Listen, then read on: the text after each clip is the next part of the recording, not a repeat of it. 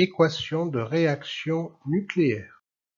Rappel, l'écriture conventionnelle d'un noyau est composée d'un symbole et de deux nombres. Le symbole est celui de l'élément chimique correspondant. Le nombre en haut à gauche, noté A, est appelé le nombre de masse. Il correspond au nombre de nucléons. Le nombre en bas à gauche, noté Z, est appelé numéro atomique. Il correspond au nombre de protons. Le nombre de nucléons est égal à la somme des protons et des neutrons. Les particules. L'écriture conventionnelle d'un noyau, telle que celle du noyau d'hélium 4, permet de déterminer son nombre de nucléons, égal à 4, et son nombre de protons, égal à 2. D'autres particules, telles que l'électron ou le positon, s'écrivent conventionnellement sur le même modèle. Pour ces particules, le nombre en haut à gauche représente toujours le nombre de nucléons, mais le nombre en bas à gauche correspond au nombre de charges élémentaires. Par exemple, l'électron n'est pas composé de nucléons, d'où la valeur 0, et il porte une charge électrique élémentaire négative, d'où la valeur -1. Le positon n'est pas composé de nucléons et porte une charge élémentaire positive, d'où la valeur 1. Les isotopes. Prenons comme exemple de composition d'un noyau différents noyaux d'atomes de carbone. Le carbone 12, le carbone 13 et le carbone 14. Le carbone 12 possède 6 protons et 6 neutrons. Le carbone 13 possède 6 protons et 7 neutrons, tandis que le carbone 14 possède 6 protons et 8 neutrons. On constate que ces trois noyaux possèdent le même nombre de protons et un nombre de neutrons différents. On dit que ces noyaux sont ceux d'atomes isotopes d'un même élément chimique. Désintégration radioactive. Parmi les isotopes du carbone, on distingue des noyaux stables dans le temps et des noyaux instables dans le temps. Le carbone 12 est un noyau stable dans le temps. Le carbone 13 est lui aussi un noyau stable dans le temps. Par contre, le carbone 14 est un noyau instable dans le temps, ce qui signifie qu'il subit une désintégration radioactive. Il s'agit de la transformation d'un noyau en un nouveau noyau avec l'émission d'une particule. Intéressons-nous à l'équation nucléaire de désintégration radioactive du carbone 14. Le carbone 14, appelé noyau père, va se transformer en un nouveau noyau qui est un noyau d'azote 14, appelé noyau fils. Cette transformation s'accompagne de l'émission d'un électron qui est une particule. Loi de conservation. On constate que les éléments chimiques ne sont pas conservés puisque l'élément carbone est consommé et que l'élément azote est produit. En revanche, on constate que le nombre de masses du noyau père est égal à la somme du nombre de masses du noyau fils et de celui de la particule. On dit qu'il y a conservation du nombre de masses.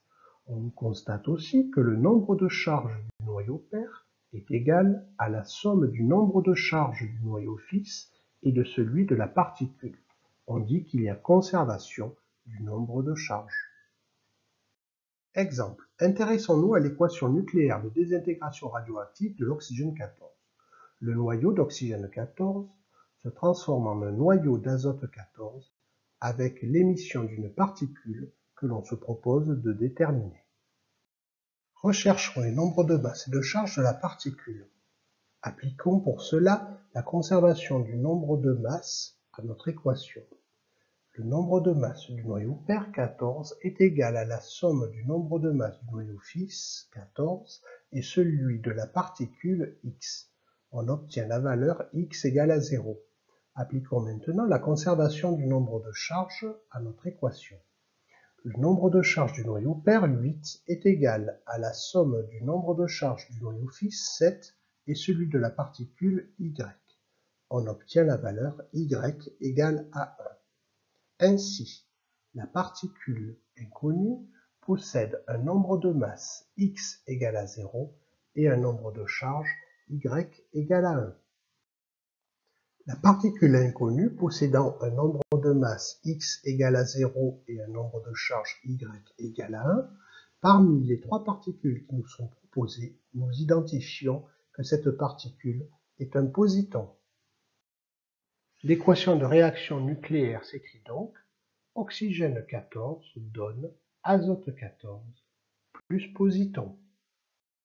À retenir, l'écriture conventionnelle d'un noyau ou d'une particule est la suivante, où A est le nombre de masses et Z le nombre de charges.